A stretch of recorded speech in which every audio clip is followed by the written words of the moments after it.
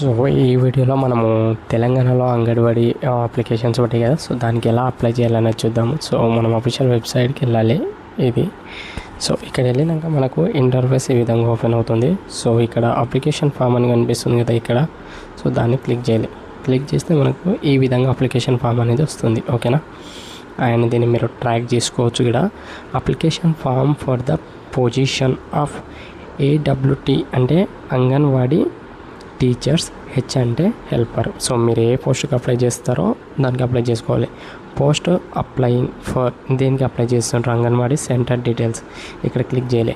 రెండే ఆప్షన్స్ ఉంటాయి అన్నట్టు, ఒకటి అంగన్వాడీ టీచర్గా, అలాగే ఒకటి అంగన్వాడీ హెల్పర్గా. ఓకేనా, సో మన ఈ రెండు పోస్టులకు తెలంగాణలో ఇంటర్మీడియట్ క్వాలిఫికేషన్ అన్నట్టు. సో ఇంటర్మీడియట్ అయినా మహిళలు మాత్రమే ఎలిజిబుల్ అన్నట్టు బాయ్స్ ఎవరు ఎలిజిబుల్ కాదు. ఓకేనా, సో ఎవరైతే మహిళలు ఉన్నారో వాళ్ళందరికీ ఇది ఆపర్చునిటీ. సో మీకు ఏది కావాలంటే దాన్ని అప్లై చేసుకోవచ్చు. అండ్ కంప్లీట్గా మీకు ఇన్ఫర్మేషన్ షేర్ చేస్తాను. సో ఇక్కడ మీరు టీచరా లేకుంటే హెల్పర్గా అప్లై చేస్తున్నారా చూసుకోండి. అది మీ డిస్టిక్లో ఎక్కువ వేకెన్సీస్ ఏవి ఉన్నాయి అని తీసుకోవాలి. అండ్ ఏదైతే ఈ హెల్పర్ ఉందో, సో ఈ హెల్పర్గా చూజ్ చేసుకోవాలనుకుంటే 12th క్వాలిఫికేషన్, కానీ ఎవరైతే ఎక్కువ మంది 12 క్వాలిఫికేషన్తో రాకుండా ఉంటారో అప్పుడు మాత్రమే లోవర్ క్లాస్ 10th క్లాస్ క్వాలిఫికేషన్తో కూడా హెల్పర్గా తీసుకుంటామని మనకైతే డిక్లేర్ చేయడం అయితే జరిగింది మనకు అఫీషియల్ వెబ్సైట్లో నోటిఫికేషన్లో. సో జస్ట్ ఇప్పుడు మీకు ఇక్కడ ఎట్లా అప్లై చేయాలనేది చెప్తున్నాను. ఈ రెండు పోస్టుల్లో ఏదో ఒకటి సెలెక్ట్ చేసుకోవాలి. సెలెక్ట్ చేసుకున్న తర్వాత ఇక్కడ ఏముంది, డిస్టిక్, మీ యొక్క డిస్టిక్ని సెలెక్ట్ చేసుకోవాలి. మనకు 33 డిస్టిక్స్ ఉన్నాయి కదా తెలంగాణలో. సో మీ డిస్టిక్ ఏదనేది మీరు సెలెక్ట్ చేసుకోవాలి. ఓకేనా, మహబూబ్ నగర్, రంగారెడ్డి, మెదక్, జగిత్యాల ఏది అనేది. ఓకేనా, సో డిస్టిక్ సెలెక్ట్ చేసుకున్న తర్వాత ఏంటంటే సెలెక్ట్ ప్రాజెక్ట్. ఓకేనా, మనకు ఇవన్నీ పెడితే ఫిల్ చేస్తే ఇది వస్తుంది. And select name of the anganwadi centre applying for. ఓకేనా, మీరు డిస్టిక్ సెలెక్ట్ చేసుకుంటే మీకు ఇది నేమ్ అనేది విజిబుల్ అవుతుంది. ఓకేనా, మీకు ఎగ్జాంపుల్గా మీకు చూపిస్తాను చూడు, అంగన్వాడీ టీచర్ అని పెట్టిన ఇక్కడ. ఓకేనా, సో ఇక్కడ నేను ఇది ఆదిలాబాద్ అని పెట్టిన, సపోజ్ మీకు ఇలా పెట్టిన అనుకో. ఓకేనా, ఇప్పుడు ఇది ఓపెన్ చేస్తే మీకు ఆప్షన్స్ వస్తాయి. సరే, అది రావట్లేదు, కొన్నిసార్లు సర్వర్ డౌన్ ఉంటుంది. సో దానివల్ల కూడా రావు. అండ్ మీరు చేసేటప్పుడు ల్యాప్టాప్లో చేసుకోండి. ఓకేనా, అండ్ ఇప్పుడు నేను మీకు చూపిస్తున్నాను, ఇవేవి అవసరం లేదన్నమాట.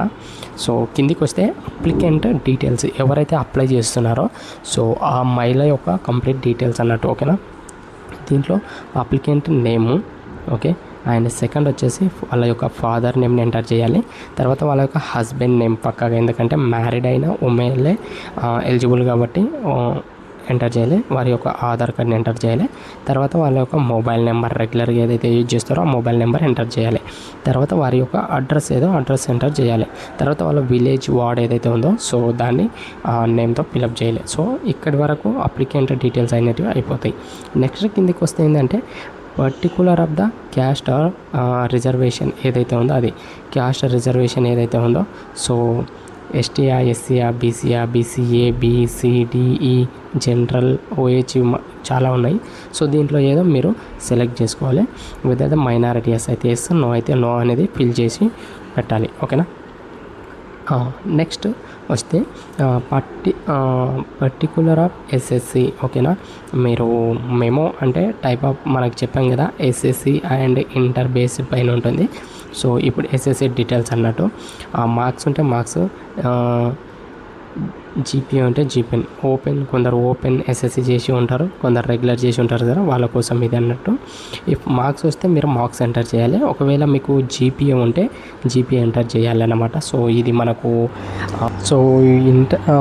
మనకు టోటల్గా 100 మార్క్స్ అయితే ఉండడం జరుగుతుంది దీంట్లో. సో 100 మార్క్స్కి 70 మార్క్స్ అనేటివి మనకు ఇంటర్లో ఎన్ని మార్క్స్ అయితే వచ్చాయో దాన్ని బేస్ చేసుకొని మనకు 70 మార్క్స్ అయితే మన ఇంటర్మీడియట్ మార్క్స్ని బేస్ చేసుకొని మనకి ఇస్తారు. అలాగే రిమైనింగ్ 30 మార్క్స్ వచ్చేసి విడోస్కి ఎవరైతే ఉంటారో వాళ్ళకు 5 మార్క్స్ కేటాయిస్తారు. అలాగే ఆర్ఫన్స్ ఎవరైతే ఉంటారో వాళ్ళకు 10 మార్క్స్ కేటాయిస్తారు. అండ్ డిఫరెంట్లీ ఏబుల్డ్ పర్సన్స్ ఎవరైతే ఉంటారో వాళ్ళకు 10 మార్క్స్ అయితే కేటాయించడం అనేది జరుగుతుంది. అండ్ మనకు ఇంటర్వ్యూ అనేది ఒకటి ఉంటుంది. సో ఖచ్చితంగా డిఎస్సి అనే కమిటీ ఇంటర్వ్యూ చేస్తుంది. సో ఆ ఇంటర్వ్యూకు 10 మార్క్స్ ఇవ్వడం జరుగుతుంది. టోటల్ 100 మార్క్స్ అయితే ఇవ్వడం జరుగుతుంది అన్నట్టు. ఓకేనా. సో ఆల్ ద బెస్ట్ అందరికీ. ఇంటర్ బేస్ చేసుకొని మీకు ఇస్తారన్నట్టు. సో ఎక్కువ మార్క్స్ ఇంటర్లో ఎవరికైతే వచ్చిన వాళ్ళు ఉంటారో వాళ్ళకు వచ్చే ఛాన్సెస్ ఎక్కువ ఉన్నాయి. ఇక్కడ మనం అదే చూసుకోవచ్చు. అండ్ ఎస్ఎస్సి ఏ ఇయర్లో పాస్ అయినరో ఆ ఇయర్ని ఇక్కడ మీరు మెన్షన్ చేయాలి. ఓకేనా. And date of birth as per 10th మెమోలో మీ యొక్క డేట్ ఆఫ్ బర్త్ ఎంత ఉందో అంత ఎంటర్ చేస్తే మీకు ఆటోమేటిక్గా ఏజ్ అనేది ఇక్కడ డిస్ప్లే అవుతుంది. అండ్ నెక్స్ట్ వచ్చేసి పర్టికులర్ ఆఫ్ ద ఇంటర్మీడియట్. మనం ఇందాక మొత్తం ఎస్ఎస్సి ఫిల్ చేసినాం కదా, ఇప్పుడు ఇంటర్మీడియట్ అన్నట్టు. ఎందుకంటే 10th ప్లస్ ఇంటర్మీడియట్నే మనకి ఇక్కడ క్వాలిఫికేషన్గా తీసుకున్నారు కాబట్టి డీటెయిల్స్ ఇవ్వాల్సి ఉంది. అండ్ టైప్ ఆఫ్ రిజల్ట్ మనకి ఇలా ఎస్ అనేది ఒకటి ఉంది కదా, did you complete intermediate education, yes అనే ఉంటుంది అది. ఎందుకంటే కంప్లీట్ అయిన వాళ్ళనే తీసుకుంటారు కాబట్టి ఒకవేళ మీరు హెల్పర్గా చేస్తే ఇంటర్మీడియట్ వాళ్ళు ఎక్కువ ఎలిజిబుల్ లేని వాళ్ళు ఉంటే 10th వాళ్ళకు ఆడ వస్తుంది. అప్పుడు ఇక్కడ నో అని పడుతుంది అనమాట.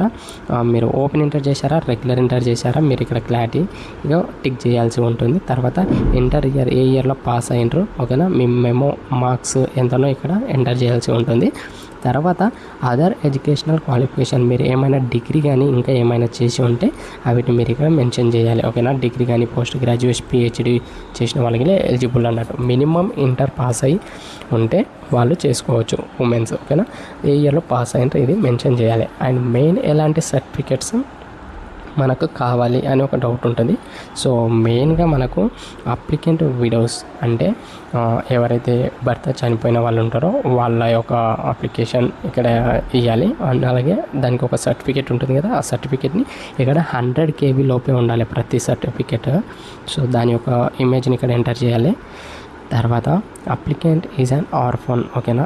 ఫిజికల్ హ్యాండిక్యాప్ ఏమన్నా ఉంటే అది ఎస్ అయితే ఎస్, నో అయితే నో. ఇగో ఇలా జస్ట్ ఎస్ అయితే ఎస్, నో అయితే నో అని పెట్టి, నో అయితే ఇక్కడ సర్టిఫికేట్ అవసరం లేదు. ఒకవేళ ఎస్ అయితేనే వీడియోస్ కానీ ఆర్ఫన్ కానీ సర్టిఫికేట్ అవసరం అన్నట్టు. ఓకేనా. నెక్స్ట్ వచ్చేసి the applicant is the differently abled yes or no అని పెట్టి మనం సర్టిఫికేట్ ఇవ్వాలి ఈ మూడుకి. తర్వాత రెసిడెన్షియల్ సర్టిఫికేట్, ఇది చాలా ఇంపార్టెంట్. ఎందుకంటే విలేజ్లో మనము అప్లికేషన్ చూస్తే ఏ వార్డులో ఉన్న వాళ్ళు ఆ వార్డుకే ఎలిజిబుల్. ఓకేనా. అలా అని చెప్పారు కదా. సో దానికోసం రెసిడెన్షియల్ మీరు ఆ ఊరికి సంబంధించిన వాళ్ళేనా, ఆ వార్డుకి సంబంధించిన వాళ్ళేనా అని తెలుసుకోవడానికి ఈ రెసిడెన్షియల్ సర్టిఫికేట్ యూజ్ అవుతుంది. సో ఆ రెసిడెన్షియల్ సర్టిఫికేట్ పెట్టి 100 KB లోపు ఉన్న ఫోటోని ఇక్కడ అప్లోడ్ చేయాల్సి ఉంటుంది. తర్వాత దాని పక్కనే క్యాస్ట్ సర్టిఫికేట్ కూడా మనం ఇవ్వాల్సి ఉంటుంది. సేమ్ 100 KB లోపు దాన్ని అప్లోడ్ చేయాలి. Next 10th class memo certificate ఏదైతే ఉందో దాన్ని కూడా అప్లోడ్ చేయాలి. ఇంటర్ సర్టిఫికేట్ ఇవ్వాల్సి ఉంటుంది. And certificate of higher qualification, ఒకవేళ మీరు ఇంకా ఫర్దర్గా ఇంటర్మీడియట్ చదివి ఉంటే అది ఇవ్వాలి. లేదంటే ఇంకా క్వాలిఫికేషన్ స్పోర్ట్స్ ఏమన్నా మీకు సర్టిఫికేట్స్ వచ్చిన వాళ్ళు ఉంటే గర్ల్స్, సో ఆ స్పోర్ట్స్ సర్టిఫికేట్లు కూడా ఇవ్వచ్చు. ఇక్కడ మీకు బెనిఫిట్ అవుతుంది. And certificate of the ex service man, ఇంతకుముందు మీరు ఏమన్నా జాబ్ చేసి ఉంటే ఆ జాబ్ యొక్క సర్టిఫికేట్ కూడా ఇక్కడ అప్లోడ్ చేయొచ్చు. ఒకవేళ ఈడబ్ల్యూఎస్ సర్టిఫికేట్ మీ వద్ద ఉంటే దాన్ని అప్లోడ్ చేయండి, లేకపోతే ఏం అవసరం లేదు. సో ఇది అప్లోడ్ చేసి రీసెట్ కొడితే అయిపోతుంది అన్నట్టు. సో ఇది యాక్చువల్గా అంగన్వాడీ యొక్క. మీకు ఎలాంటి డౌట్ ఉన్నా కామెంట్ రూపంలో తెలియజేయండి. అండ్ మరిన్ని అప్డేట్స్ కోసం మన పేజ్ని అయితే ఫాలో చేసి పెట్టుకోండి. అండ్ నా పేరు శ్రీకాంత్. రేపు మరొక వీడియోతో మేము ముందు ఉంటాను. Until see you bye. ఓకేనా. అండ్ మీరు ఖచ్చితంగా అప్లై చేసుకోండి ఎవరైతే ఎలిజిబుల్ ఉంటారో వాళ్ళందరూ.